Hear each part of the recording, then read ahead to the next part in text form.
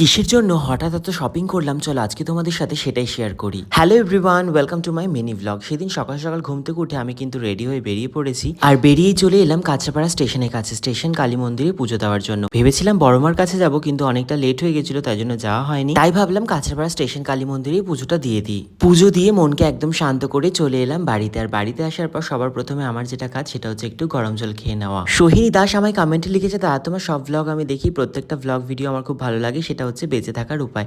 Thank you Sohini. ঘরের সমস্ত কাজ কমপ্লিট করে আমি চলে আসলাম দুপুরের লাঞ্চটা বানানোর জন্য। লাঞ্চে কিন্তু বানিয়েছিলাম সিম্পল ভাত ভাজা। কুন্তল আমায় কমেন্টে লিখেছে, দাদা আমার নামটা নাও, কবে থেকে বলছি আমার নামটা নাওই না, এই যে তোমার নামটা নিয়েছি। হ্যালো কুন্তল। লাঞ্চ কমপ্লিট করে দিকে আমি রেডি হয়ে বেরিয়ে গেছি বিকেল বিকেল, কারণ সন্ধে হলে আর বেরোতে ইচ্ছা করে না, একটু শপিং করার ছিল, তাই জন্য কিন্তু কাঁচরাপাড়া মার্কেটে চলে এসেছি। পায়েল বৈদ্য আমায় কমেন্টে লিখেছে, আমিও তোমার প্রত্যেকটা ভিডিওতে কমেন্ট করি, প্লিজ আমার নামটা নিও। Thank you Payel. তোমাদের প্রত্যেকেই অনেক অনেক ভালোবাসা, তোমরা যারা যারা আমার ভিডিও দেখো আর ভিডিওতে কমেন্ট করো, আর আমাকে এত এত ভালোবাসা দাও, তোমাদের সবাইকে অনেক অনেক ভালোবাসা। প্রথমে চলে গিয়েছিলাম বিশালে, আর সেখান থেকে কিছু মার্কেট করার পর তারপরে কিন্তু আমরা মাছ বাজার, সবজি বাজার সমস্ত কিছুই করেছিলাম। করে বাড়িতে এসে কিন্তু আবার চলে গেছিলাম একটু ঘুরতে গিয়েছিলাম মাম্পির বাড়ি, যেহেতু মাম্পির সাথে অনেকদিন দেখা হয় না। সেখানে গিয়ে চপমুড়ি খেয়ে আড্ডা দিয়ে তারপরে চলে এসেছিলাম বাড়ি। এই দিন আরো কি কি হয়েছিল সেটা জানতে ফুল ব্লগটা অবশ্যই দেখতে হবে, যেটা কিন্তু অলরেডি আপলোড হয়ে গেছে। আর এই ব্লগটা তোমাদের কেমন লাগলো অবশ্যই কমেন্টে জানিও। লাইক কমেন্ট শেয়ার করে দিও, চ্যানেলটা সাবস্ক্রাইব করে দিও। টাটা সবাইকে।